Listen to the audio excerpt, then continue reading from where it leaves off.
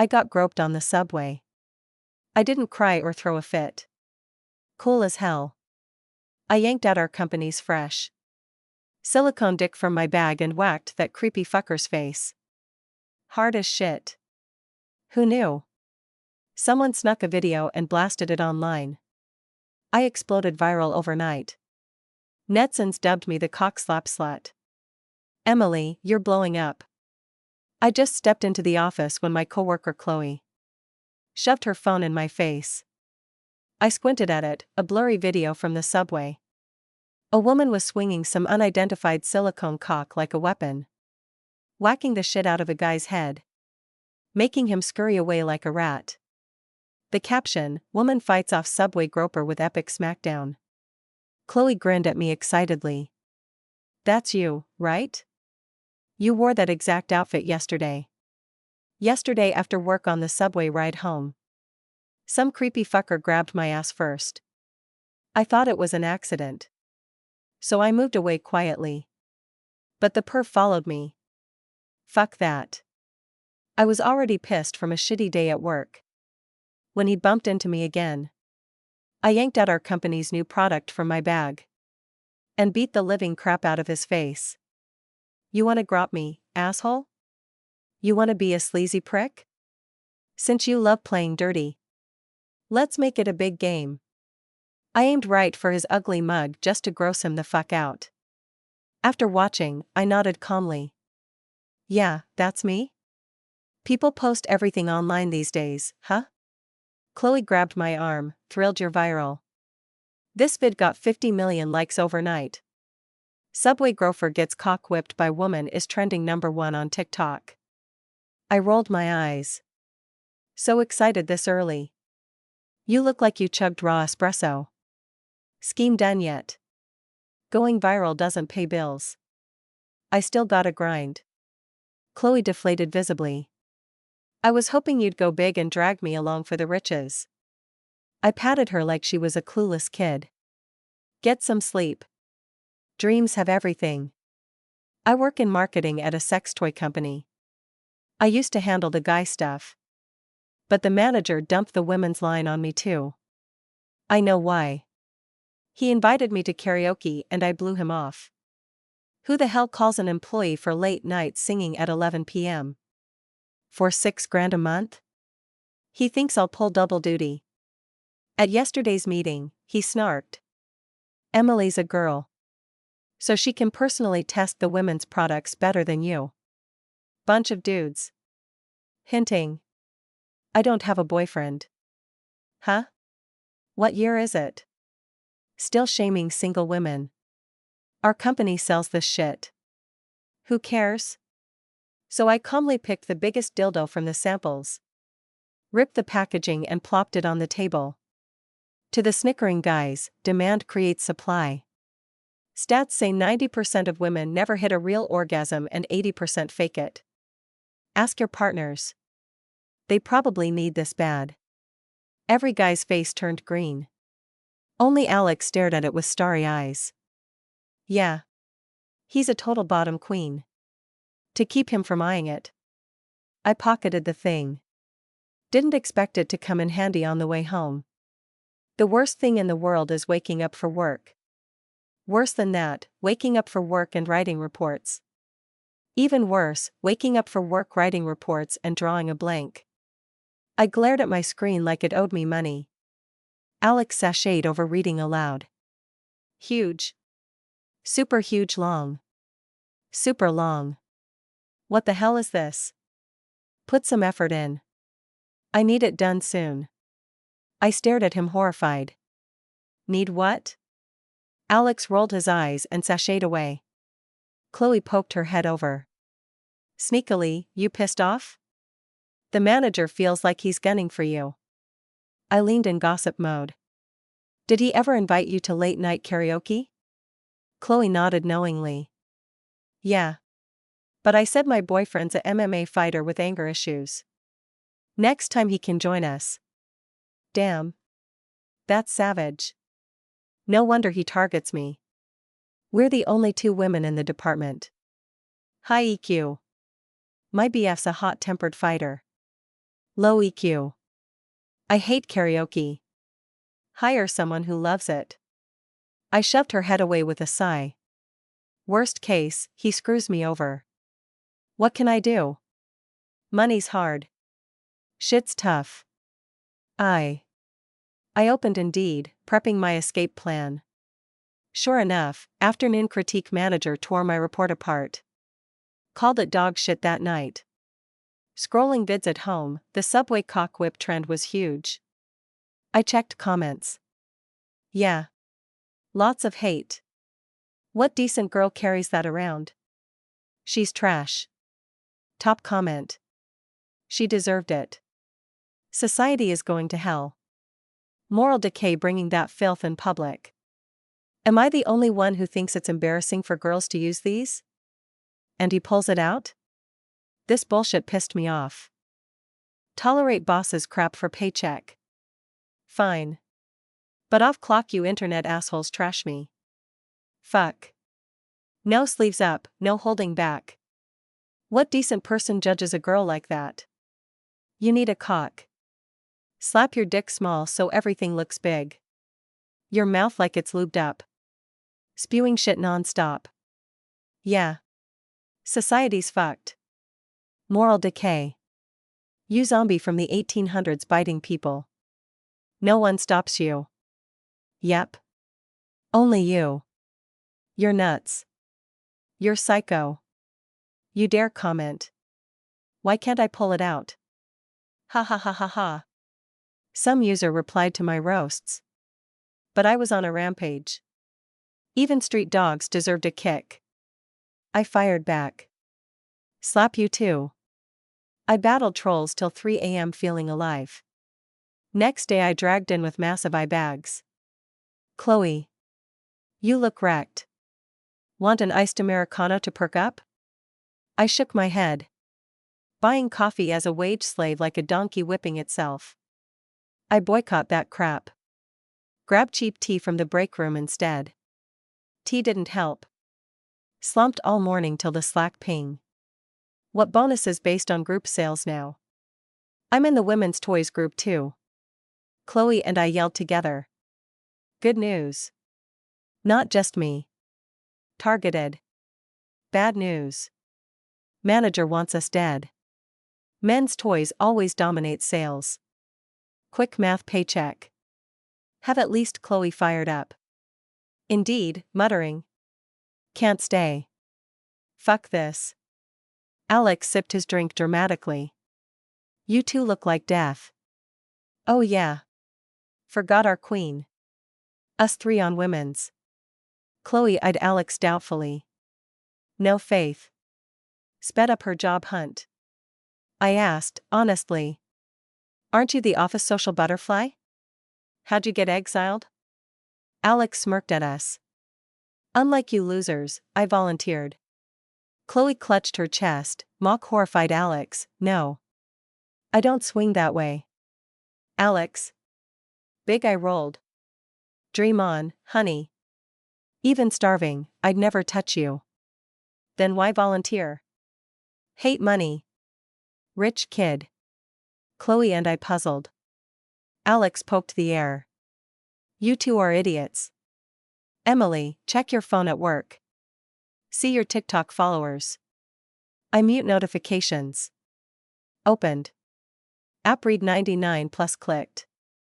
Profile screen flooded with alerts. Holy shit. Overnight. Hundreds of thousands followers. Why? I just roasted a few trolls. Alex smiled mysteriously. I tagged you under the vid. Said you're the cockslapper. People dug your late night clapbacks. Funny as hell. Then sour. Luck of the draw. You're almost a micro-influencer now. I frowned. But our products live selling sex toys. Porn banned. Alex shocked you. Internet noob brain stuck on live sales only. Brain fried. I quit thinking. Time to slack. Open TikTok for comments. Ready to battle but no need.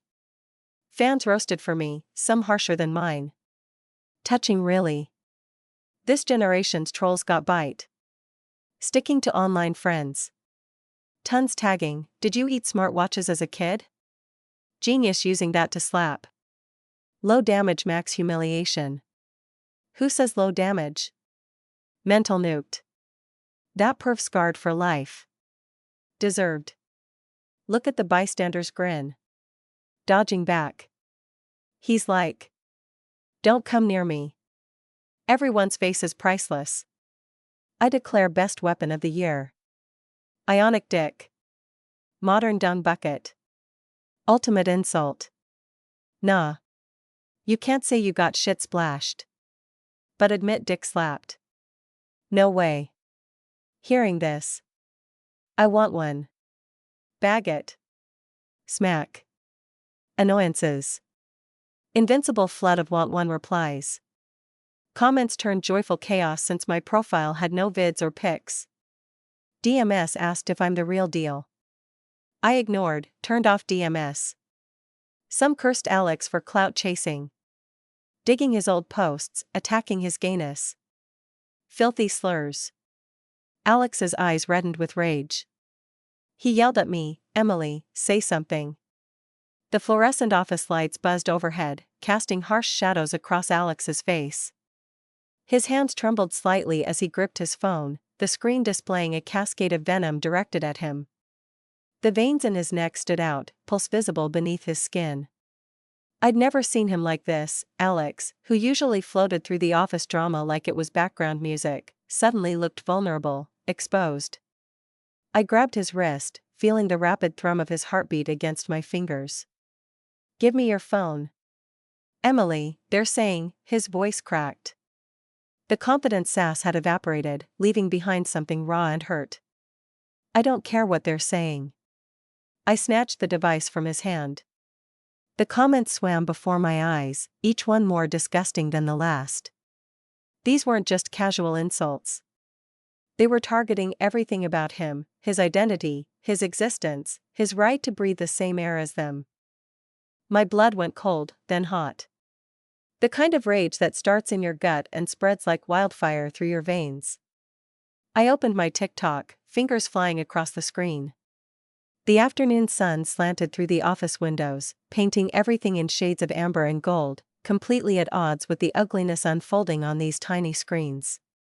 Chloe rolled her chair over, reading over my shoulder as I typed. Emily, what are you? Shut up. I'm working.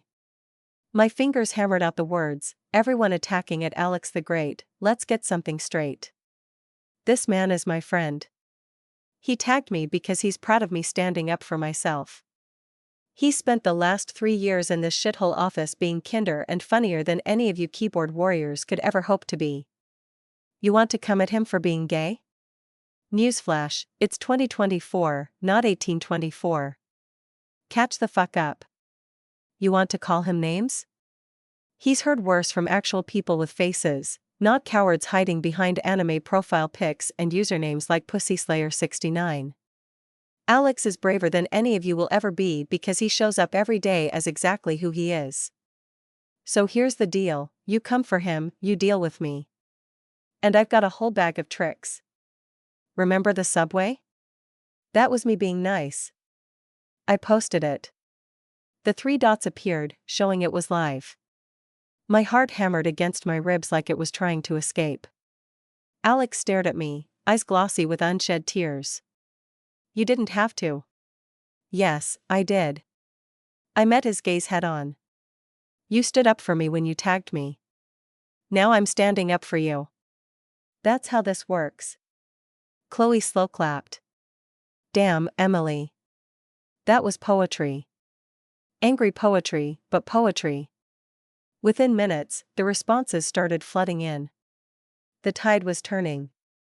My followers, apparently loyal as hell, descended on the haters like a pack of wolves protecting their own. The supportive comments outnumbered the hateful ones 10-1, then 20-1.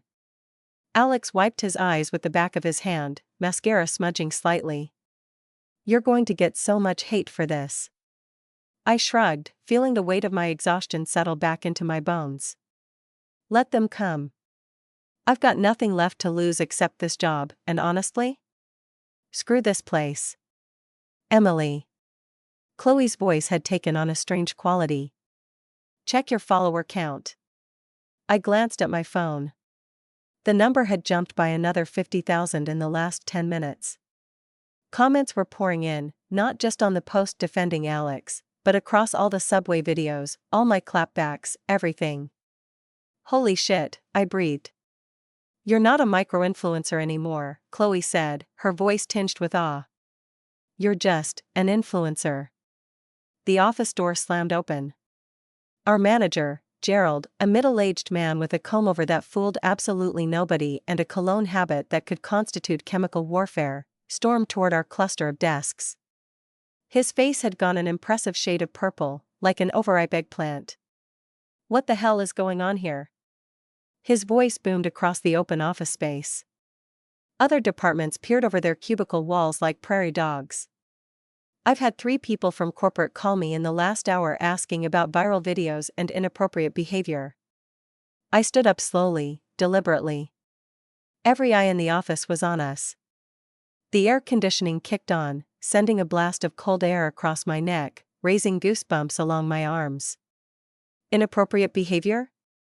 You mean me defending myself from assault on the subway? Gerald's jaw worked like he was chewing glass. You used company property as a weapon. You've made us a laughingstock. A laughingstock? Alex cut in, his voice sharp. Have you seen the engagement numbers? We're trending number 1 on 3 platforms. I don't care about your little internet games. You should. I crossed my arms. Because I just checked. Our company website crashed from traffic. We've gotten 12,000 inquiries about product orders since this morning. Our PR department is drowning. That stopped him. I could see the gears turning behind his eyes, the calculator in his brain trying to reconcile his desire to punish me with the potential dollar signs. He cleared his throat. That's not the point. The point is you've been harassing Emily for months, Chloe interrupted, standing up beside me. Her voice carried across the suddenly silent office. Late-night karaoke invitations? Dumping extra work on her because she wouldn't go? We all see it, Gerald. We're not blind. A murmur rippled through the office. I saw heads nodding, whispers starting. Gerald's face went from purple to white. That's a baseless accusation. I'll have HR. Please do call HR, I said sweetly. I've got 11 months of inappropriate Slack messages saved. With timestamps. The silence that followed was beautiful. You could have heard a pin drop on carpet. Gerald opened his mouth. Closed it. Opened it again like a fish gasping for air. Finally, he turned on his heel and stalked back to his office, slamming the door hard enough to rattle the glass. Alex let out a breath he'd been holding. Oh my God. Emily, you're insane. Probably. My hands were shaking now that the adrenaline was fading. I think I might have just quit my job without actually quitting. Worth it, Chloe declared. Totally worth it. Did you see his face? My phone buzzed. Then again. And again. I glanced down at the screen, my TikTok notifications had gone absolutely nuclear. But there was something else. An email. The subject line read, Partnership Opportunity, Sunset Digital Marketing. I opened it, scanning quickly. The words blurred together at first, my exhausted brain struggling to process. Then they clicked into focus. Dear Emily, we've been following your viral moment and subsequent content with great interest. Your authentic voice and ability to engage audiences is exactly what we look for in brand partners. We'd like to discuss representing you for sponsorships, brand deals, and potential content creation opportunities. Our preliminary analysis suggests you could generate substantial income through your platform. Please contact us at your earliest convenience. I read it 3 times. Then showed it to Chloe and Alex. This is real, Alex breathed. This is a real agency. They rep some big names. They want to pay you, Chloe added unnecessarily. Like, actually pay you. For being you. The office felt surreal suddenly, like I was watching this happen to someone else. The stained carpet, the flickering fluorescent lights, the motivational poster about synergy that someone had drawn a mustache on, it all seemed very far away. I need to think, I said. Think fast, Alex advised. Because I'm betting you're about to get a lot more of these. He was right. Over the next hour, 3 more agencies reached out. 2 brands wanted to discuss sponsorships. And then, this was the kicker, a producer from a morning talk show emailed asking if I'd be interested in coming on to discuss standing up to harassment. I sat at my desk, staring at my computer screen where my half-finished, torn-apart report still sat open, and felt something shift inside me. It was like standing at the edge of a cliff, looking down at water below, not knowing if it was deep enough to jump. What are you thinking? Chloe asked quietly. I'm thinking, I said slowly, that I've spent the last 2 years of my life being miserable for $6,000 a month and a boss who treats me like garbage. I'm thinking that I just defended my friend in front of hundreds of thousands of people and it felt better than anything I've done at this job. I'm thinking that maybe, just maybe, the universe is handing me a rope and I should grab it. Alex grinned. So you're going to do it? Actually quit? I don't know yet. I rubbed my temples, feeling the familiar pressure of a stress headache building. This could all disappear tomorrow. Viral fame is fickle. I could end up broke and unemployed. Or, Chloe countered, you could end up successful and happy.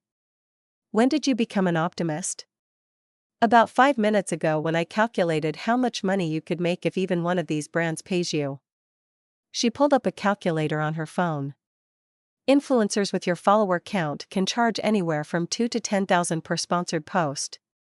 If you post twice a week, that's more than I make here, I finished. Way more. I closed my eyes.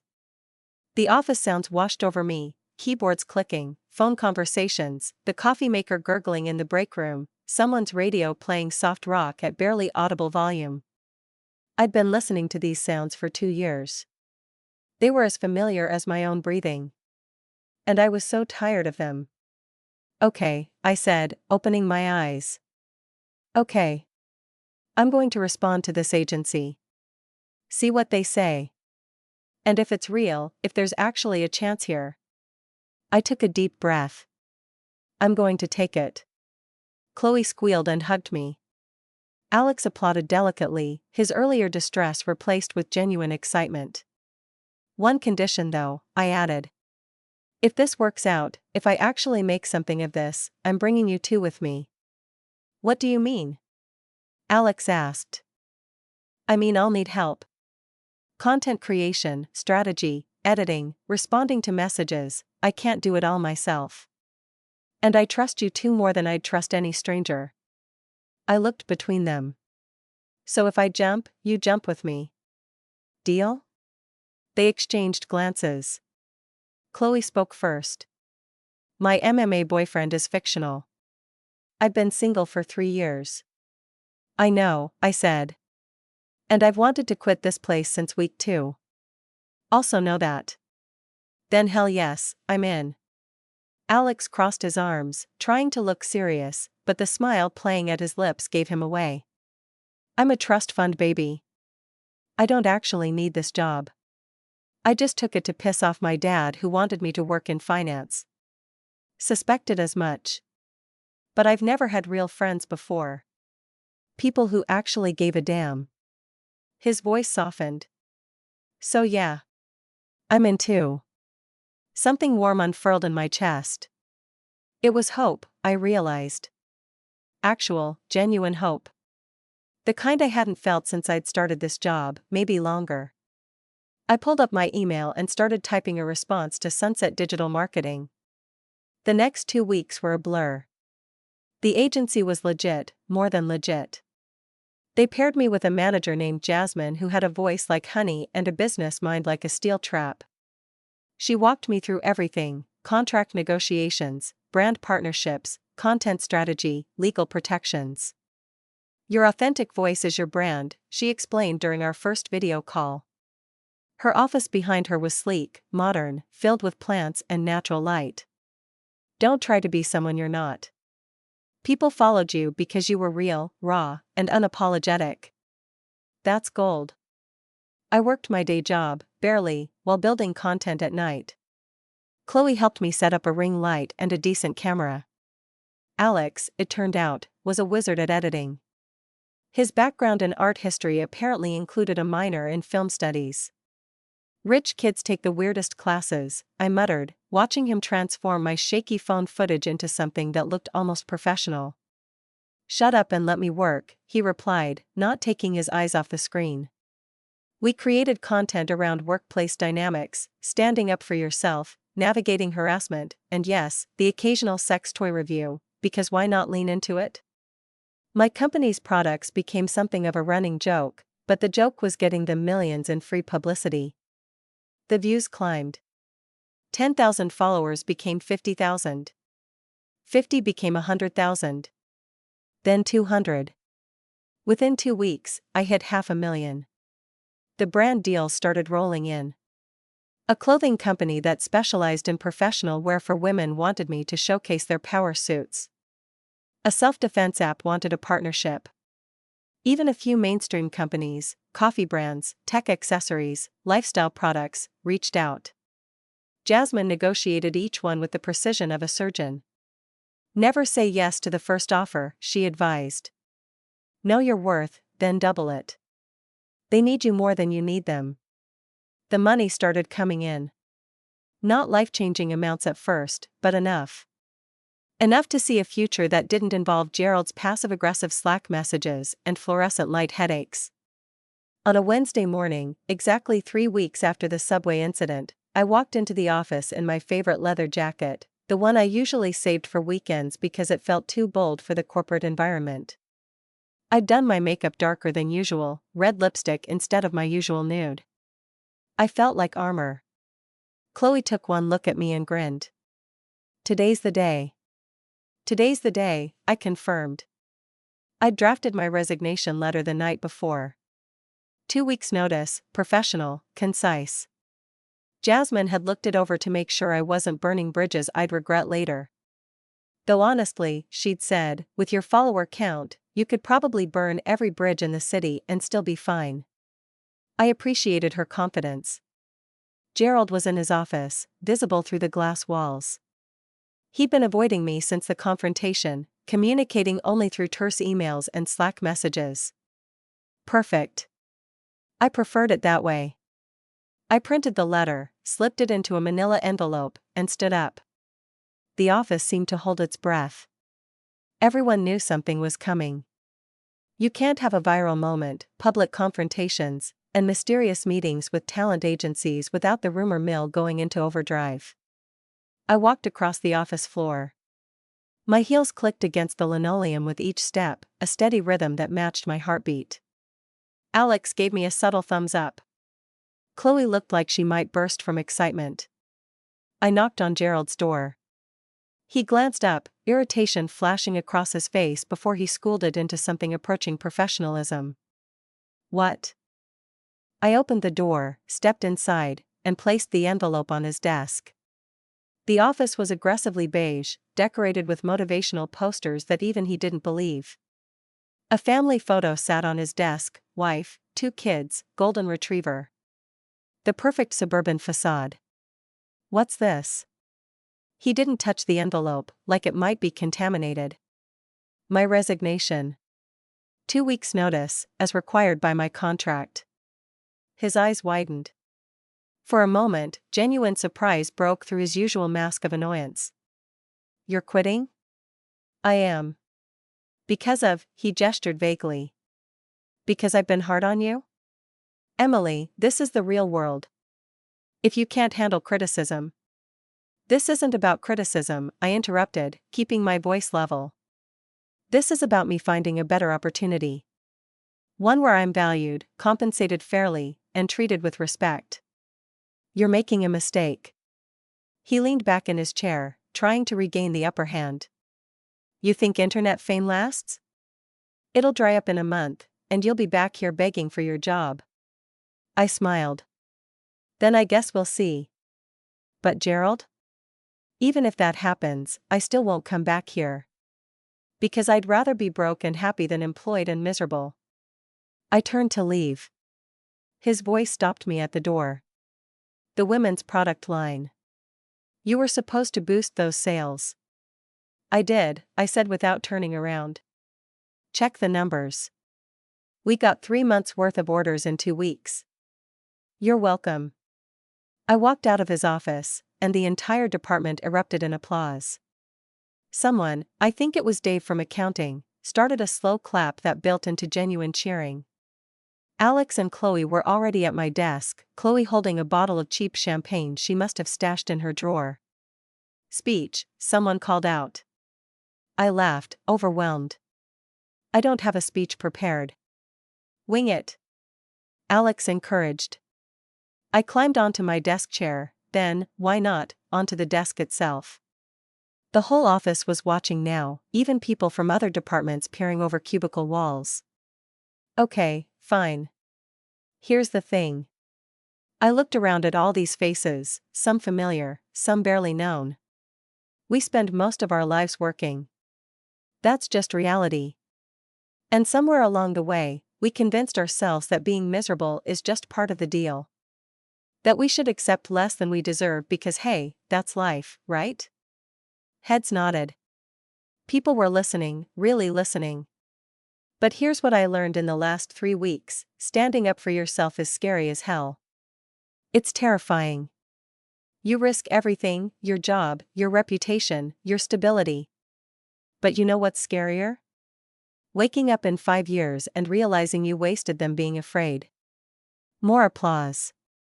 Someone whistled. I'm not saying everyone should quit their job and become an influencer. That's stupid advice. But I am saying that if something inside you is screaming that you deserve better, listen to it. Because you probably do. And life's too short to spend it making other people rich while you stay broke and exhausted. I stepped down from the desk as the applause built again. Chloe popped the champagne, and we passed around plastic cups from the break room, toasting to new beginnings and middle fingers raised to toxic workplaces. My phone buzzed. A message from Jasmine, just got word, the morning show wants you next week. They're offering $5,000 for the appearance. Interested? I typed back, hell yes. The 2 weeks notice period was surreal. Gerald avoided me completely, communicating only through HR. The work I was assigned was minimal, mostly transition documentation that Alex and Chloe helped me rush through. But the real work was happening after hours. We transformed my tiny studio apartment into a makeshift content creation hub. Alex brought over lighting equipment he'd bought on a whim years ago and never used. Chloe created a content calendar, scheduling posts, planning themes, tracking engagement metrics. You know what's crazy?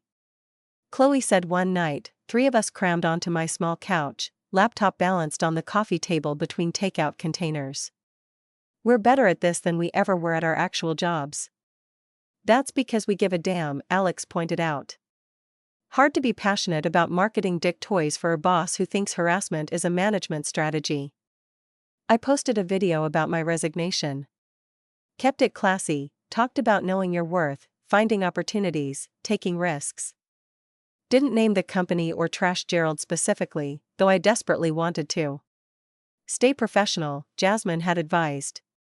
The high road always wins in the long run. The video got 2 million views in 24 hours.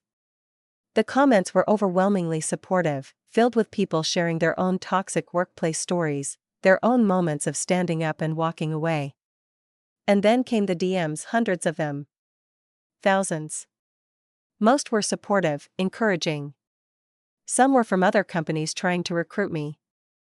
A few were from lawyers offering to sue my former employer pro bono if I wanted. But one message stood out. It came from a username I didn't recognize at Subway Witness 47. Hey, I was there that day on the subway. I'm the one who filmed it. Just wanted to say what you did was brave.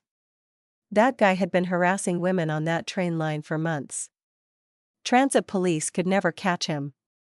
But after your video went viral, someone recognized him and reported him. They arrested him last week. Thought you should know. I stared at the message for a long time. Then showed it to Chloe and Alex. You did that, Chloe said softly. You actually made a difference. I just wanted him to leave me alone, I said, but my voice cracked on the last word. And in the process, you protected every other woman on that train line, Alex added. That's heroic, Emily. I didn't feel heroic. I felt tired and overwhelmed and scared about what came next. But I also felt something else, pride. Real, genuine pride in myself. I responded to at Subway Witness 47, thank you for telling me. And thank you for filming. Changed my life. They replied immediately, changed a lot of lives. Keep doing what you're doing. My last day at the company was a Friday. The office threw a small goodbye party, nothing fancy, just store-bought cake and well wishes. People I'd barely spoken to came up to tell me they admired what I was doing, that they wished they had the courage to leave too. You could, I told each of them. It just takes one really bad day and one really good opportunity showing up at the same time. Gerald didn't attend the party. Surprise, surprise. At 5 o'clock, I packed up my desk. There wasn't much, a few pens, a coffee mug Chloe had given me last Christmas, a succulent that had miraculously survived my neglect. I walked out of that office building with everything I owned fitting in a small cardboard box, Chloe and Alex flanking me on either side. The early evening air was crisp, autumn starting to bite.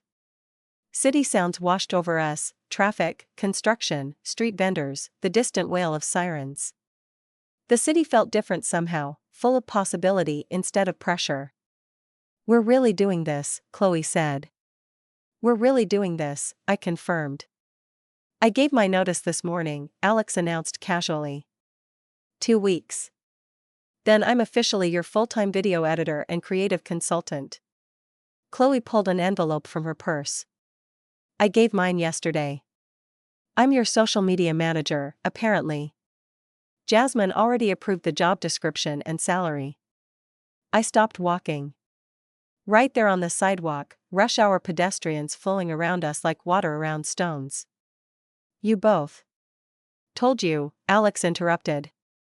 If you jump, we jump. Team cockslap, Chloe declared, then immediately grimaced. Okay, we need a better team name. Team standing up for our damn selves, I suggested. Too long. Team Sufits? Worse. We argued about team names all the way to the subway station. As we descended the stairs, I felt a flutter of anxiety. This was the same line where it had all started. Same platform, same flickering lights, same smell of underground air and metal. But when the train pulled up and we got on, nothing bad happened. No creeps, no harassment. Just tired commuters heading home, everyone lost in their phones or books or thoughts. I caught my reflection in the train window, tired but smiling, flanked by my friends, heading towards something uncertain but exciting. The morning show appearance went viral, naturally. I talked about the subway incident, about standing up to harassment, about finding your voice in a world that wants women to stay quiet. The hosts were warm, engaged, genuinely interested. One of them asked, "What advice would you give to young women facing harassment?" I thought about it carefully. Document everything. Tell people you trust. And know that fighting back doesn't always mean physical confrontation. Sometimes it's reporting to authorities, sometimes it's speaking up publicly, sometimes it's just refusing to be ashamed of what happened to you. The goal isn't revenge, it's reclaiming your power. The clip of that answer got 15 million views on TikTok. More opportunities followed. A podcast tour, speaking at a women's empowerment conference, partnering with a self-defense organization. Each one building on the last, each one reaching more people. The money came too. Not overnight riches, but steady, reliable income that grew month by month. Enough to move out of my studio into a real one-bedroom. Enough to pay Chloe and Alex actual salaries. Enough to start saving, planning, dreaming bigger. 6 months after the subway incident, we launched our own company. Clapback Media, focused on amplifying voices of women who'd stood up against harassment, workplace discrimination, and inequality. We partnered with organizations, created content, built a community. Alex designed our logo, a sleek minimalist design that somehow managed to be both professional and a little bit punk. Chloe built our social media presence into something formidable. I became the face of it, but we all knew it was a team effort. We hired our first employee, a young woman named Maya who'd gone viral for calling out her professor's sexist comments in class. Then a journalist who'd lost her job for reporting on harassment in the newsroom. Then a lawyer who specialized in workplace discrimination. The team grew. The mission expanded. What started as one angry woman with a silicone dick and a short fuse became a movement of sorts. Not a huge, world-changing movement maybe, but something real. Something that mattered. 1 year after the subway incident, I stood on a stage at a conference center, looking out at 2,000 faces. The keynote speech, my first one this big. The lights were bright enough that I couldn't see individual features, just a sea of people who'd paid to hear me talk. My hand shook slightly as I gripped the microphone. Stage fright hadn't magically disappeared just because I had followers now. A year ago, I began, my voice echoing through the space. I was assaulted on the subway. And I got angry. The room was silent, attentive. I got angry, and I fought back, and someone filmed it, and it went viral.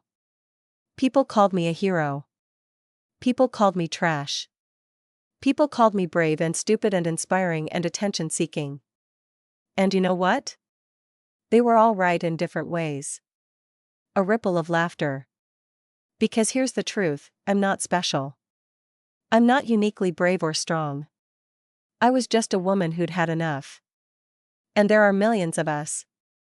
Millions who've had enough of harassment, of being underpaid, of being talked over, of being told we're too sensitive or too aggressive or too much. Heads nodded throughout the audience. So this isn't a story about me being exceptional. This is a story about what's possible when you decide you deserve better. When you find your people, I thought of Chloe and Alex, sitting in the front row, and you build something together. When you take the anger and fear and frustration and turn it into fuel instead of poison. I paused, looking out at all those faces. The world tells women to be small, quiet, grateful for scraps. But we're not built for small. We're not wired for quiet. And we deserve the whole damn meal, not scraps.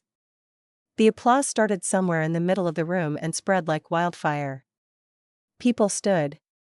The noise built until it was almost overwhelming. I stood there, bathed in stage lights and applause, and felt tears prick my eyes. Not sad tears, the kind that come when you realize you found your purpose, your people, your place. After the speech, during the reception, a young woman approached me. She couldn't have been more than 22, wearing a blazer that was slightly too big, nervous energy radiating from her. Ms. Emily? She clutched a copy of the article Forbes had written about Clapback Media. I just wanted to say thank you. I saw your subway video when I was thinking about quitting my internship because my supervisor kept making comments about my body. Your video made me realize I didn't have to just take it. I reported him. They fired him. And I got his position. I hugged her. That's not me. That's you. You did that. But you showed me it was possible. After she left, Chloe sidled up beside me, champagne in hand. You know what's wild? We actually did it. We took a shitty situation and built something good. We did, I agreed. Though I still can't believe this is real sometimes. Better believe it, Alex joined us, checking his phone. Because we just got an email from a production company. They want to do a documentary about workplace harassment and they want us to be central to it. Seriously? Seriously. He showed me the email. They're talking a real budget, theatrical release, the works. I read it twice, making sure it was real. The signature at the bottom was from a producer whose credits included actual Oscar-nominated films. "We should say yes," Chloe said. "Definitely yes," Alex agreed. I thought about it for exactly 3 seconds. Yes.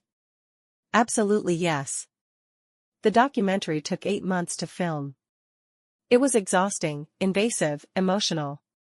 They interviewed me, Chloe, Alex. They talked to the subway witnesses, women I'd connected with through my content, experts on harassment and workplace culture. They even got Gerald to sit for an interview, though they later told me most of it was unusable because he kept trying to make himself look like the victim. When it premiered at Sundance, I sat in the theater surrounded by strangers, watching my life play out on a screen 20 feet tall. The subway footage, grainy and shaky. My TikTok clapbacks. The office confrontation we'd recreated with actors. My tearful admission that some days I still wondered if I'd made the right choice leaving stability for uncertainty. The final scene was from the conference, my keynote speech, but they'd added something, cutaways to women in the audience, their faces reflecting hope, determination, recognition. The screen faded to black. Text appeared, the subway groper was sentenced to 6 months for assault. Emily's company, Clapback Media, has helped over 500 women navigate harassment claims. 73% of those claims resulted in policy changes or terminations of harassers. More applause. This time I let the tears fall freely. Chloe grabbed my hand on one side, Alex on the other. The documentary sold to a major streaming platform for what the producers called a significant sum. They gave me a producer credit and a percentage. The day it released online, it trended #1 globally. My social media exploded again.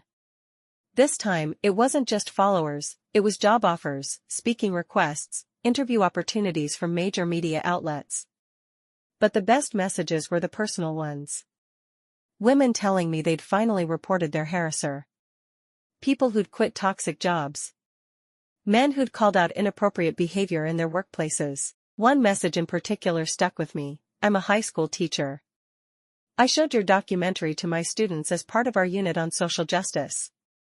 Afterwards, 3 girls came forward about a coach who'd been inappropriate with them. The administration investigated and fired him. Those girls said they found the courage because of your story. Thank you. I printed that message and hung it on my office wall. 2 years after the subway incident, I sat in a coffee shop with Chloe and Alex, the 3 of us hunched over laptops, planning our next move. Clapback Media had grown beyond anything we'd imagined.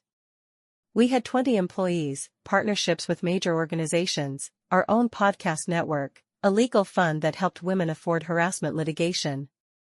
"We need bigger office space," Chloe said, scrolling through listings.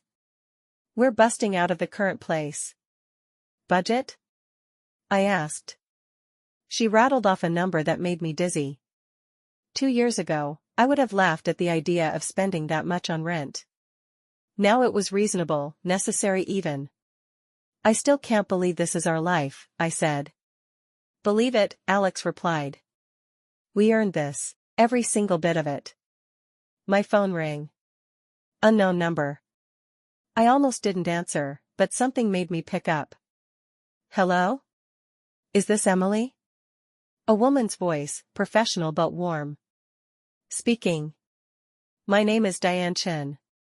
I'm a literary agent with Morrison and Associates. I was calling to see if you've ever considered writing a book."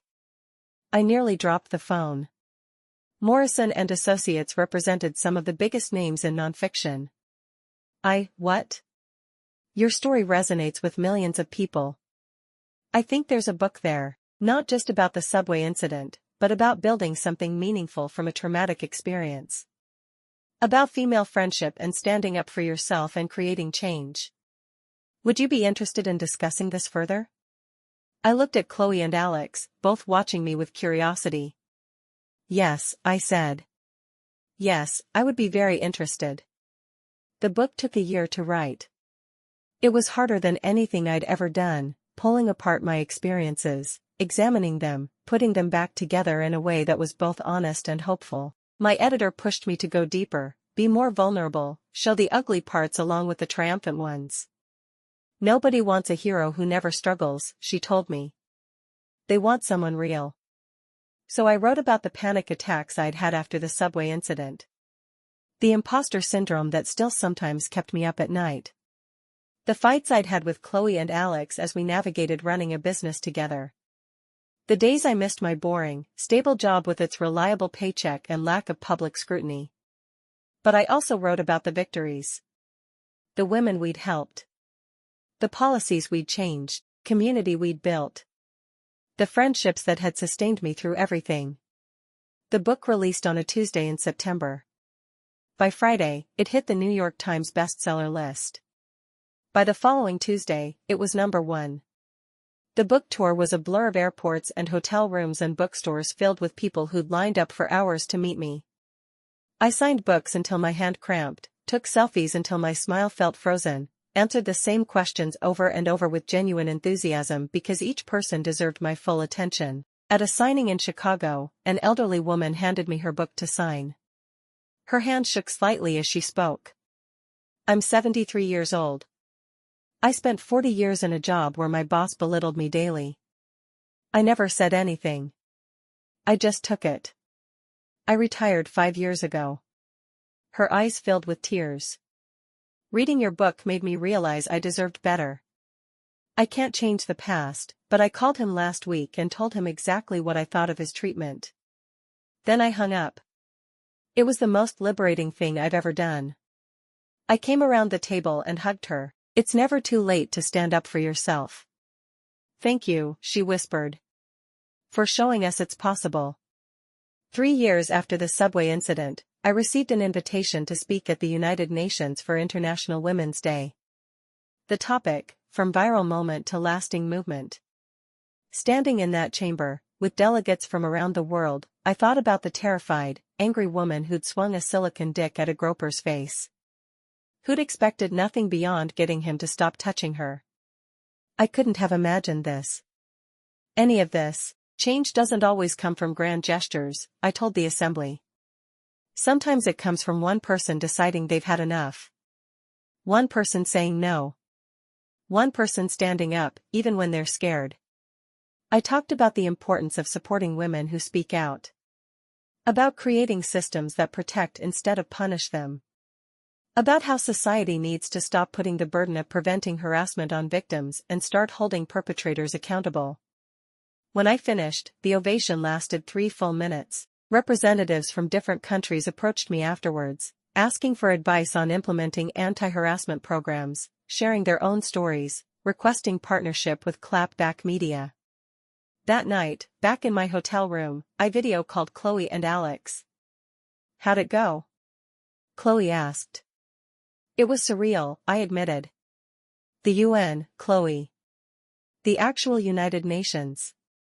You deserve it, Alex said firmly. Everything you've accomplished, you've earned. We've earned, I corrected. This is ours, not just mine.